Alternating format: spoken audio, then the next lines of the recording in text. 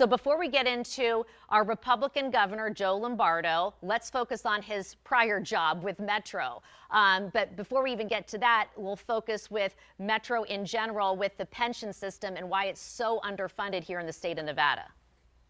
Right. So, as you mentioned, Nevada's public pension system is $18 billion in debt.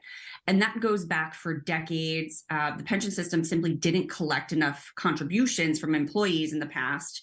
And now current taxpayers and employees are stuck paying off that debt. They're making higher contributions. There's a lot of math involved. It gets complicated, but let's look at this. Last year, the system paid out $1 billion more than it took in contributions. So the debt is so high that regular plan members who are contributing their almost 34% contribution, about half of that goes right to debt, not to the employee's own benefit.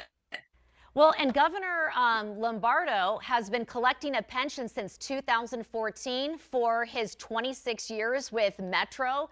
And in 2021, it was more than $175,000. So tell us why that matters.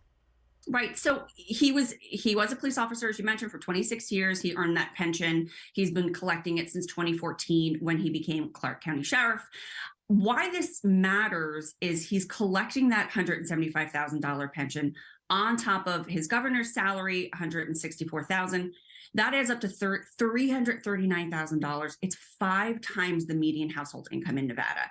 So that pension is in the 95th percentile of all Nevada pensions. It's a sizable pension. So he's getting this money. Now, Nevada state law doesn't prohibit this sort of double dipping, but these large payments are hurting what's already an underfunded pension. Now, you could say $175,000 really doesn't matter for an $18 billion gap.